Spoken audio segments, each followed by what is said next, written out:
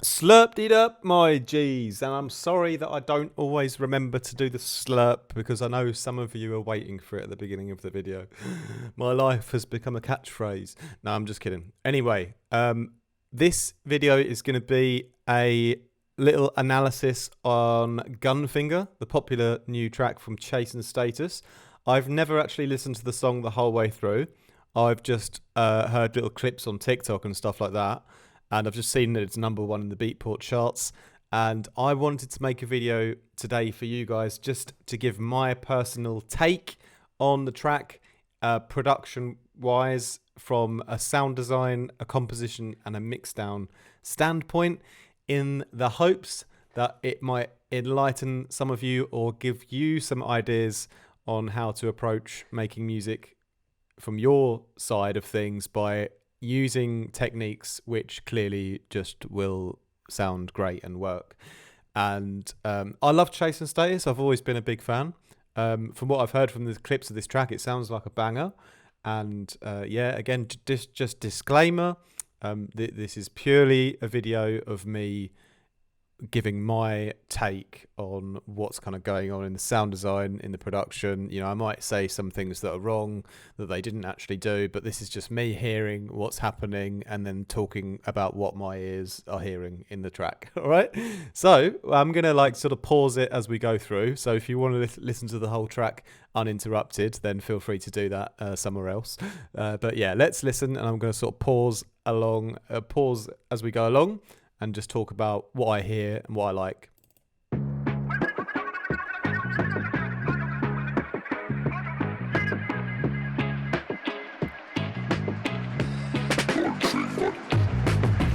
So what I like already there is something that I often do as well in some tracks, not because I'm amazing or something like that, but just because in an introduction you want things to be softer, and I just like the way the drums are obviously low pass filtered and they open up, you know, and so they begin quite softly, because sometimes people in my lessons, for example, or more beginner producers will always like put their powerful drums right at the beginning, and it just doesn't give you that chance to create a nice smooth intro build up if you do that, you know.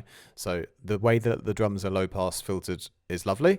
They have a little bit of a lo-fi feeling. We have a really vintage sound on the kind of break feel that comes in, which I really enjoy. I also heard there was like a rise happening in the background, and obviously we've got this kind of reggae guitar kind of vibe as well. So let's continue.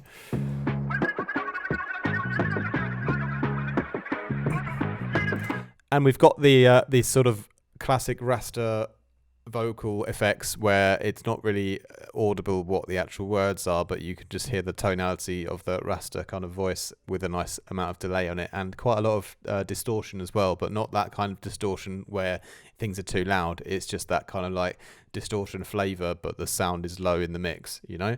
And I think you hear that a lot on this track, that there is like elements of audible, yeah, like things like have been really distorted a lot, but like in a tasteful way.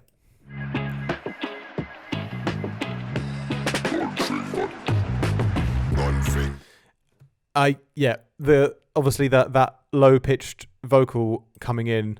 Gunfinger, this a the gunfinger. Gunfinger, this a the gunfinger. You coulda strong like a lion, quick like a ninja.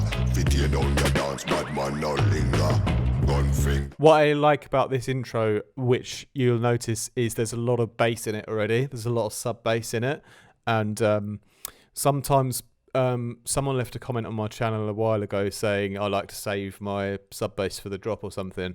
Actually, if you have a decent amount of bass in your intro, it's going to make the intro more immersive. So I tend to always put a little bit of bass as well in my intros. It doesn't have to be the full like level of sub bass, but if you're going to make an intro and neglect like having a good low end in the intro, at least to some degree, the track will definitely be less immersive and enjoyable in the intro, because that the low frequencies are still still something that you can enjoy even before the drop to an extent, you know. This a the gun finger. Gun finger, this a the gun finger. You coulda strong like a lion, quick like a ninja. Fit you down your dance, bad man no link. There's almost a lovely overlap between the fact that his voice is so low pitched and there's so much bass in the actual frequency content of his voice, and it sort of blurs and blends a little bit with the actual bass of the, whether it's, I think it's probably like a from an actual bass guitar, for this part. But there's like a lot of low end in the bass guitar and there's a lot of low end in the vocal, and they sort of merge together. So they're sort of like fighting a little bit, but they kind of gel the low end together in a quite a nice way. Gun finger, this a the gun finger. Gun finger, this a the gun finger. You coulda strong like a lion, quick like a ninja. What you've got in this drum fill build-up, which I really like, and this is something I implore you guys on this channel to try out as well, because building like kick drum build-ups and stuff like that can sometimes be a bit boring, or difficult to do well. If you pay attention to the one here, what you'll notice is that the kicks are kind of like building up and the hats are sort of going up with them. So it's sort of like a kick and hat build up in one. And I think that the way that that's been designed is quite great, because you've got that high end part of it and you've got the low pass kind of kick as well. And just together they give you a bit more of a realistic, and again, I don't want to keep using the word immersive, but more of an immersive sounding like realistic kick build, and it's low in the mix, remember, as well. It's like, it's in the middle ground, so not giving away the full power of the drop by any means, but it creeps up nicely. And I just like the way that it's the hi-hats kind of work on top of those kicks. Finger, this a the gun finger. You coulda strong like a lion, quick like a ninja. Fit you down your dance, bad man no linger. It's quite simple with the riser. The riser that comes up is also quite like atonal. It's kind of just like a simple white noise riser. Can't really ever go wrong with that kind of atonal riser sound effect. Quick like a ninja. Fit you down your dance, bad man no linger. Then, nice little gap with the vocal, and then we go into the next section here then. Bad man no linger. Wagwan massive, wagwan crew. Look on me face, you know see how it's crew ready for kill a sound boy. So you already have the introduction of the sort of one of the lead sounds, the dum dum dum, that kind of it's sort of like a really over distorted synth, but then hella reverbed, but like not too loud in the mix, and the melody of it actually matches the vocal for a brief moment.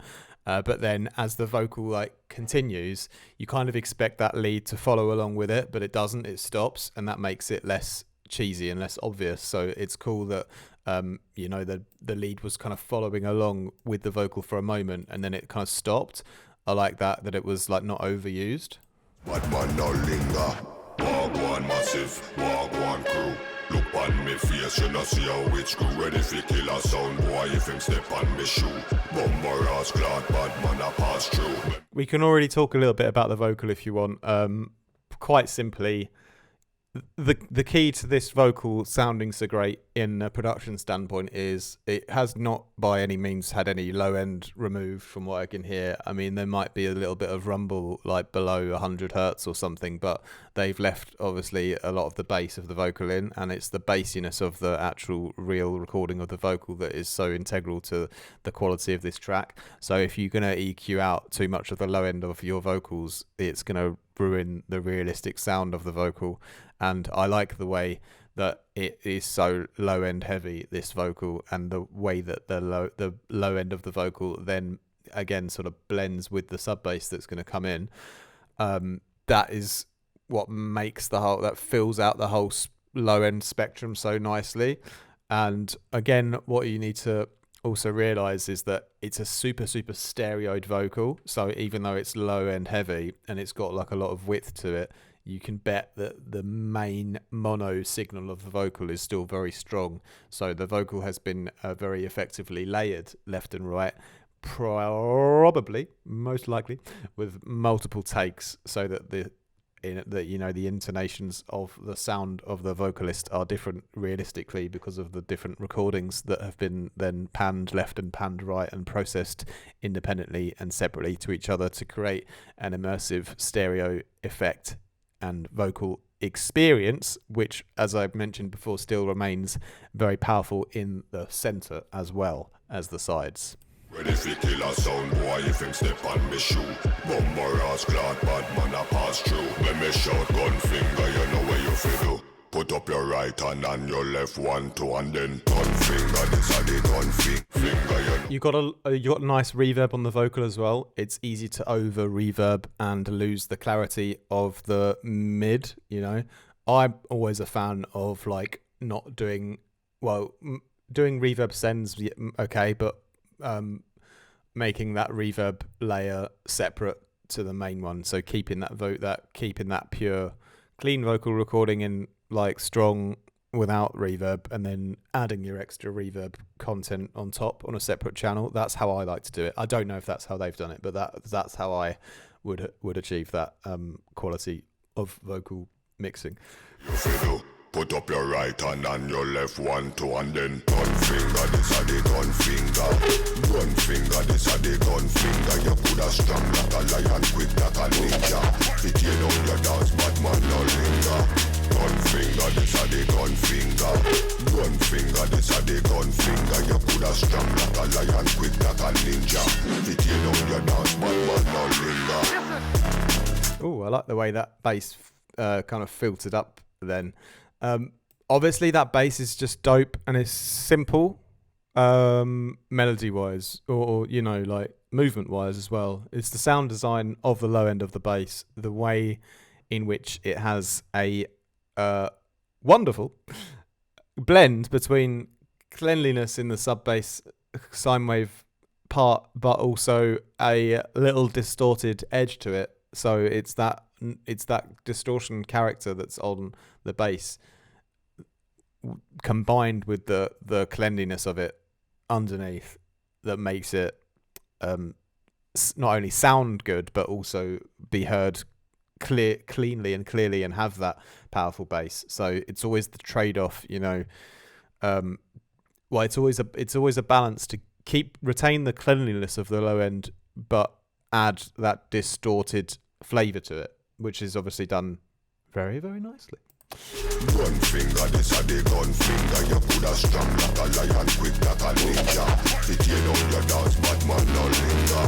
Gun finger, this a the gun finger. Gun finger, this a the gun finger. You put a strong like a lion, quick like a ninja. Fit you down.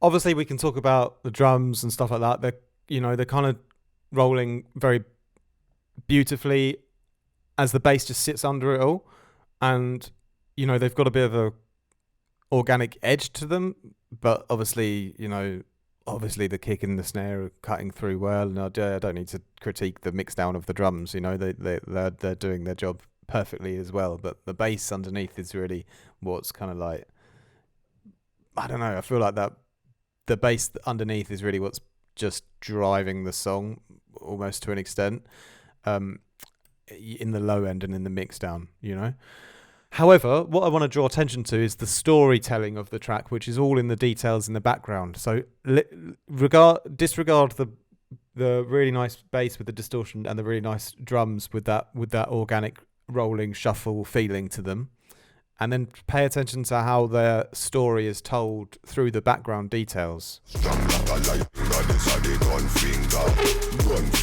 So I can tell you. Put up your right hand and your left one, two, and then gun finger, this a the gun finger. So you obviously the vocals tell the narrative mostly, but then in terms of the background, how the background shapes the narrative, that lead that comes in that we heard in the intro, the high-pitched synth thing, that then has like a bunch of reverb on it, giving that depth for that first kind of part to the background narrative.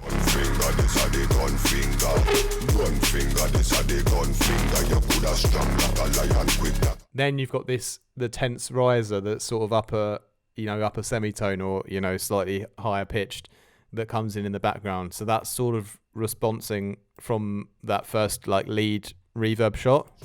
like a lion, quick like a ninja. Fit you know. Plus the ninja kind of sound effects as well, obviously. Fit you know your dance, but man no linger. Gunfinger, this a the gunfinger. Then on that second refrain, repeat, you got this new like kind of Atmos shot, like a white noisy Atmos shot that was unheard before. So that like gives that freshness again on the new downbeat, you know. So that progresses the narrative nicely there as well. Dance, but man no linger. Gunfinger, this a the gunfinger. Gunfinger, this a the gunfinger. You coulda strong like a lion, quick like a ninja. Fit you know. Back to that nice riser, and then the ninja kind of comic book sound effect samples, slightly different, different sample used there. So that's really key to the narrative as well, keeping it, you know, fresh always as it goes forward. Although like the sort of drums might be relatively similar and the bass line might stay a bit similar, those background details are what are progressing the narrative in a sense, you know, keeping it always fresh, you know. Quick like a ninja. Fit you know your dance, but man no linger. So obviously that you had that lovely bass filter where it went high past, you know, really initiating the change into the second 16. And I always talk about, you know, to my students or wherever, like on my YouTube videos, about writing tracks in 16 bar blocks to create separate narratives. And the most important thing of having those 16 bar blocks as separate narratives is that you decide in which way you're going to shift the energy and change the energy. So you're going to like add more energy to the next 16 or take it away. And here it's taking, the energy is going to drop down because there's going to be an introduction of like a new airy kind of pad, an airy sound, which like kind of like sucks a little bit of energy out of the tune, you know.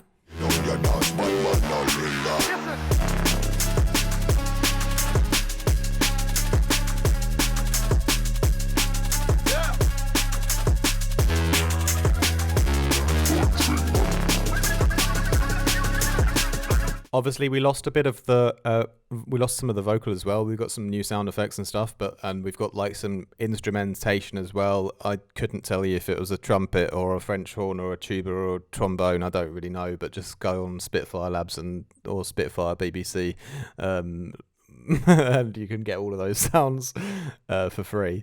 So that I love to use the Spitfire Labs for that kind of stuff, just because I'm a sucker for free instruments, and you could do something like that with one of those, no problemo. But yeah, the energy is like down because of the instrumentation taking away from the dark kind of vibe. And as we get to the second half of that 16, then there is a shift where the energy starts to ramp up again with the sort of drum fill that comes in.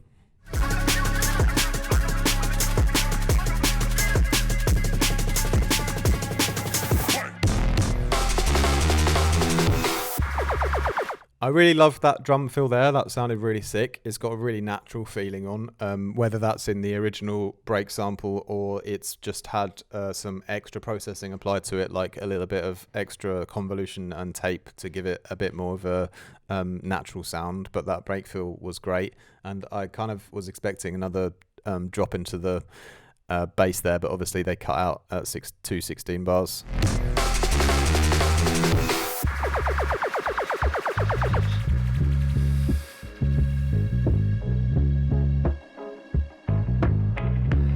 We're back in the outdoor courtyard of your local Rasta pub again. Walk one massive, walk one crew. Look on me face, you know see how it's screw. Ready for kill a sound boy if him step on me shoe. Bumper house glad bad man a pass through. When me shout gun finger, you know where you fi do. Put up your right hand and your left, 1, 2, and then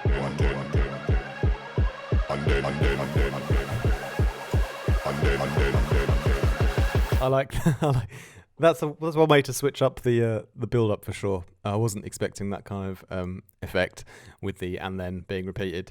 But as you can see in all the build ups, it's a short song and obviously it's number one, and you'll notice nothing is repeating, you know, because people's attention spans are too short really these days, and you don't probably get a chance of getting to number one with a track that is like a 7-minute long jungle masterpiece that keeps going on and on. Although I love that, and I'd happily, if anyone ever wanted to have a production session and just listen to the aim and break for a whole hour, we can definitely do that.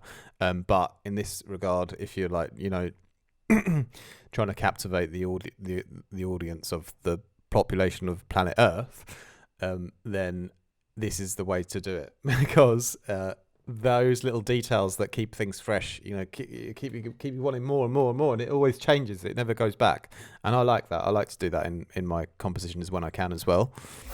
Put up your right hand and your left one, two, and then gun finger. This are the gun finger. Gun finger, this are the gun finger. You put a strong like a lion, quick like a ninja. Oh, we had a little introduction of a lion there as well. That was lovely. Lion sound effect in there. But yeah, the main thing I noticed, or you obviously noticed as well, but the way that the lead now becomes a more integral part of this. And again, it's a case of it was already a character before, but now this character is playing more of an integral role in the composition. So I always talk about, you know, people say like, oh, how do I make an intro, or like, how do I do the second drop? Well, you already should have built a sort of sound palette of main, if you think about making a song in terms of like a theatre play or a movie, you've already got like characters in the beginning, or, you know, that you've done in the drop that you can use in other parts in different ways. So now that lead obviously has become more integral to the composition, whereas before it was just used in like a few instances. But obviously that's a great way that you can decide how to write a second drop, you know, pick from what you've already got and do more with it, or take something that you did a lot with and do less with it, you know, just changing the kind of compositional structure with the great elements that you've already got, which make the actual track, you know. Gun finger, this are the gun finger. Gun finger, this are the gun finger. You put a strong like a lion, quick like a ninja. To tear down your dance, bad man, no linger.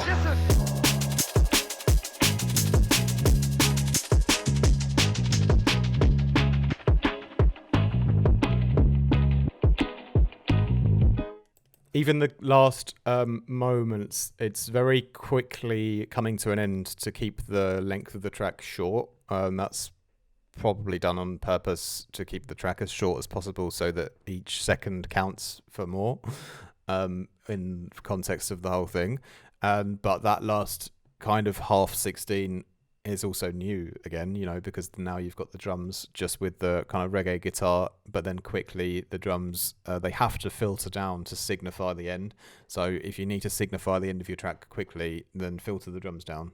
It's just going to show you that the show is coming to an end pretty quickly. So I actually, I'm not trying to compare myself, by the way, but I do this on most of my tunes. I'll like filter the drums out at the end to like signify the ending. So just as an intro needs to bring things slowly up, you have to do the same in the outro, because it's no good and it's not going to have that professional, polished, finished sound unless it goes back to from whence it came. So when you're producing and composing your own tracks, I implore you to always bring a lovely introduction to the world of the track, make every second count, use your main characters in different ways to keep the freshness going, use the background to narrative to tell the story and keep things fresh, while the bass line and drums can repeat themselves. The background details can change always, and that gives you a wonderful way to keep things sounding interesting, even though it's a danceable, repetitive groove for the most part.